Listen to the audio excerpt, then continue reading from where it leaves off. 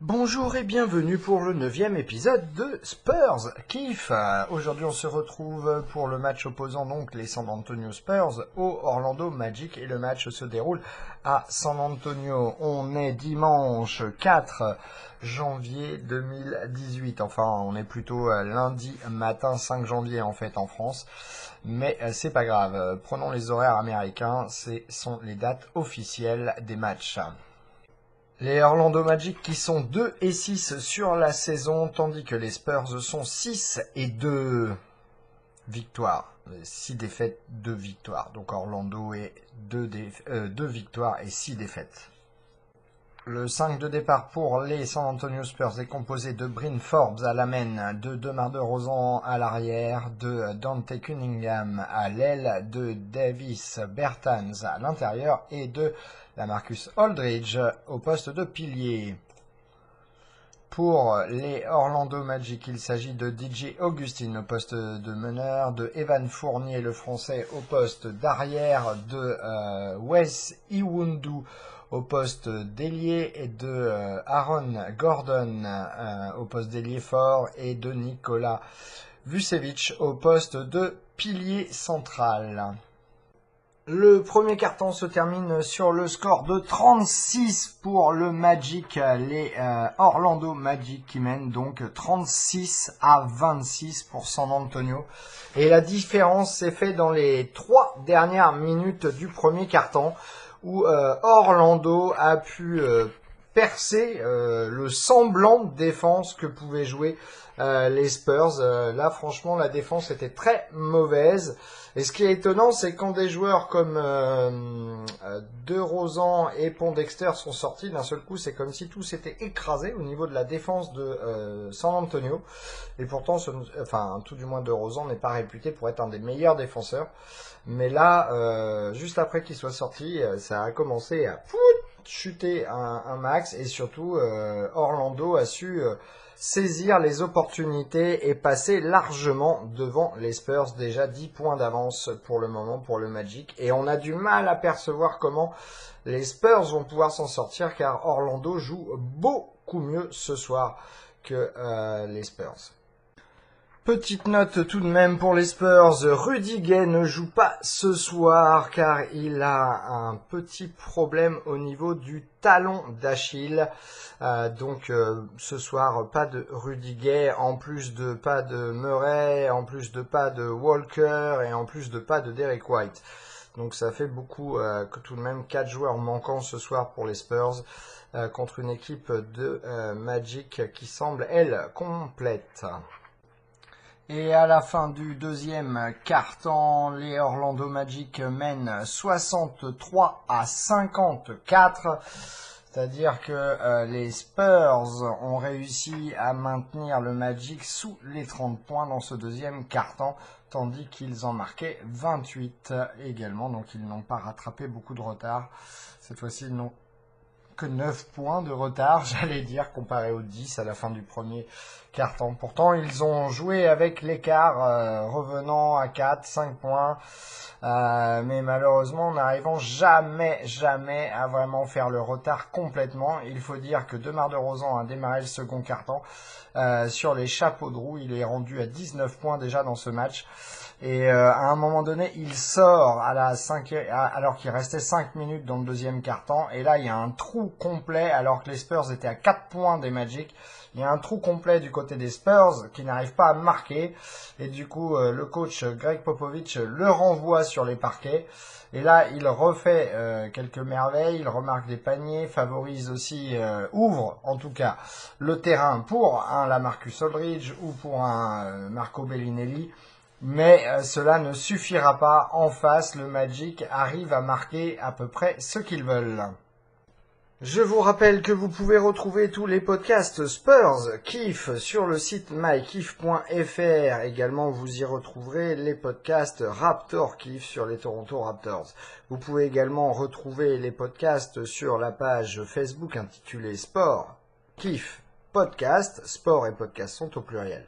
Vous pouvez également nous retrouver sur les pages YouTube et Twitter intitulé KIF, K-I-F, plus loin, podcast au pluriel. Et bien sûr, vous pouvez me contacter par mail. contact@mykif.fr. Je l'appelle contact@mykif.fr. Et les Spurs ont pris l'eau dans ce troisième quart-temps puisque dorénavant le Magic mène 91-74. Ils ont mené de 20 points, même peut-être de 21 points à un moment donné le Magic, et il a plus des paniers à 3 points. Terence Ross, l'ancien Raptors, qui a fait des dégâts puisque je crois que dans ce quart-temps il a marqué 3 paniers à 3 points consécutifs. C'est pour vous dire si il a fait mal avec son 9-0 pour creuser un écart beaucoup plus conséquent que celui qui était à la mi-temps. Je le rappelle, le score est de 91 pour le Magic, les Orlando Magic, contre 74 pour les Spurs.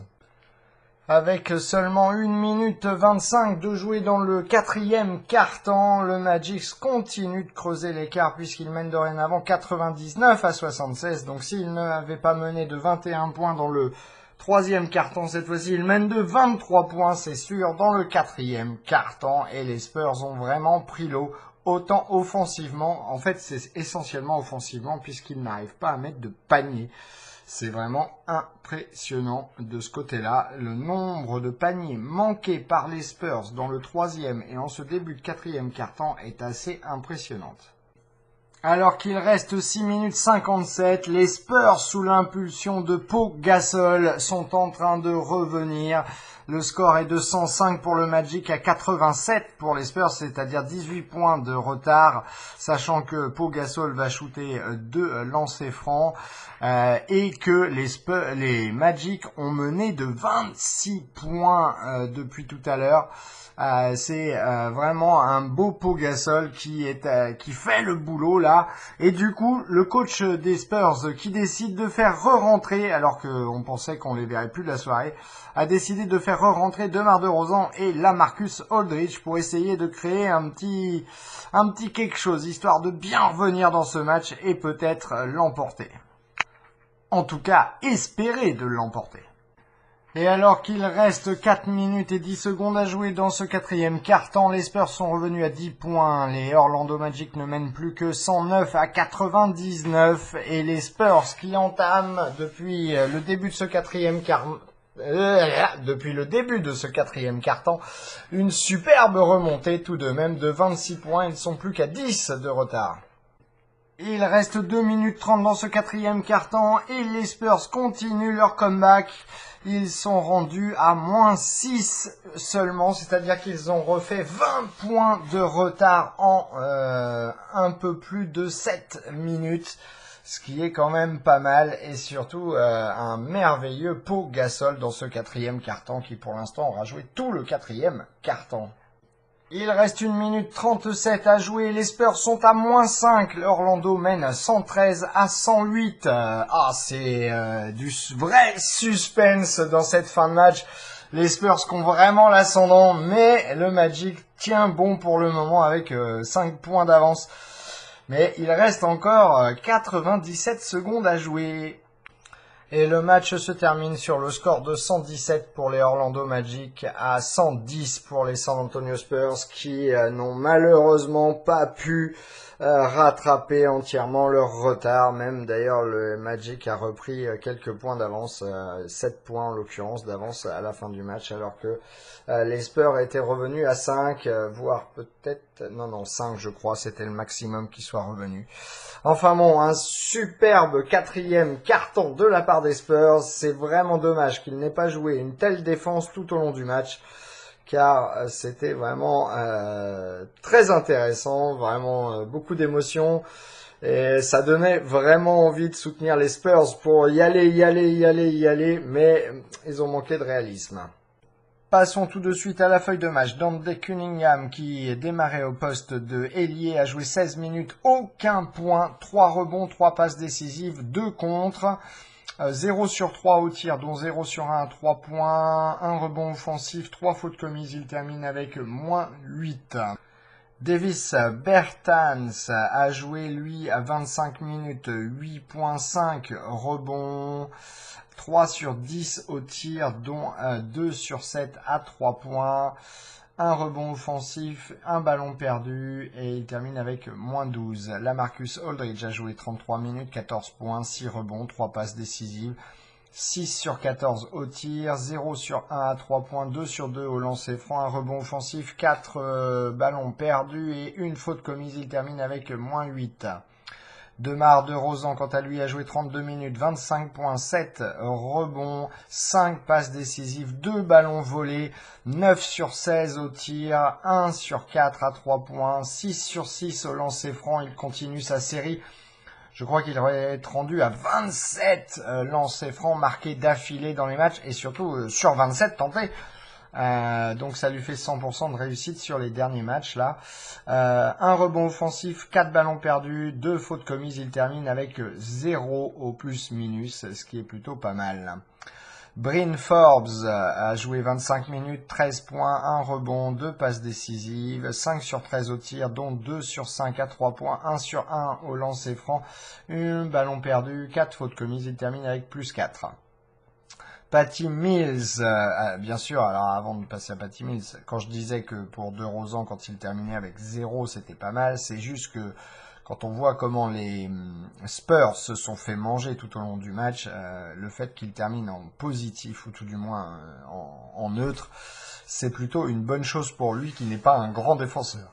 Donc Patty Mills, 32 minutes jouées, 16 points marqués, 3 rebonds, 3 passes décisives, 1 ballon volé, 6 sur 14 au tir, dont 4 sur 9 à 3 points. 2 fautes commises, il termine avec moins 9.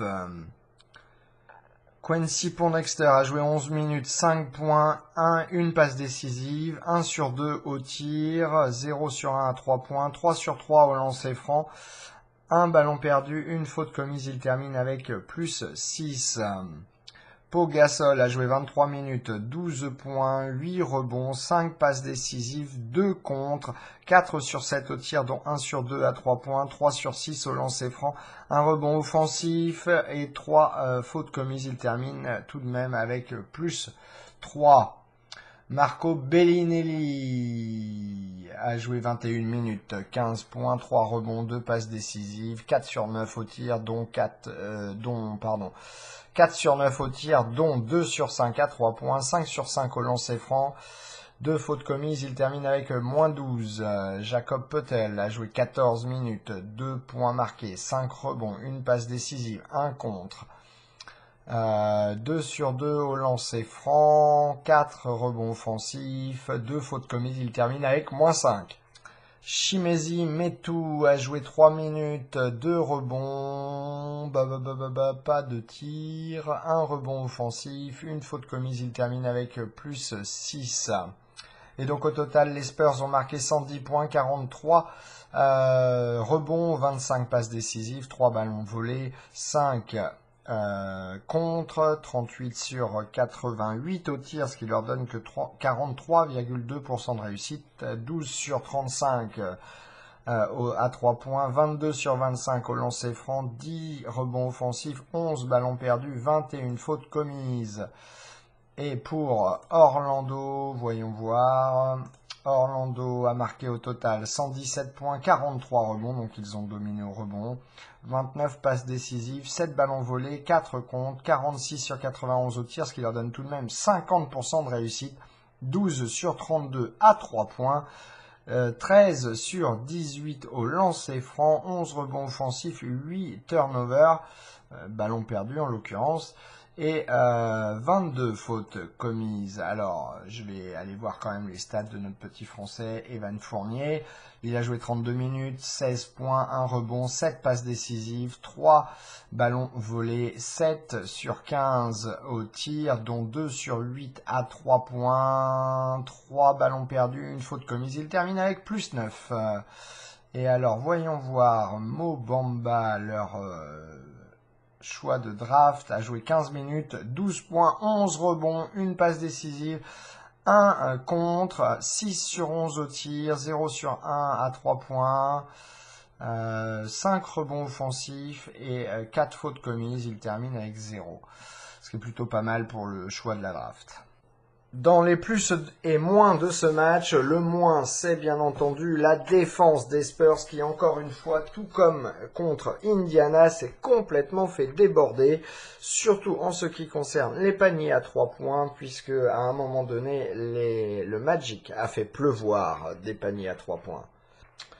Et sinon, le gros plus quand même pour les Spurs, c'est la façon de jouer de Pau Gasol dans ce quatrième quart-temps qui a complètement changé la physionomie du match à lui seul dans ce quart-temps, étant le chef de file de cette remontée presque incroyable, puisque si elle avait été incroyable, c'est qu'ils auraient gagné le match. Mais tout de même, il a fait un magnifique effort. C'est dommage qu'il n'a pas été plus soutenu, surtout en défense. Pour leur prochain match, les San Antonio Spurs se déplaceront à Miami pour affronter le Heat qui, pour l'instant sur la saison, est à 3 victoires et 5 défaites, tandis que dorénavant, le Spurs est à 6 victoires et 3 défaites. Le match ce sera pour dans la nuit de mercredi à jeudi, donc dans la nuit du mercredi 7 novembre au jeudi 8.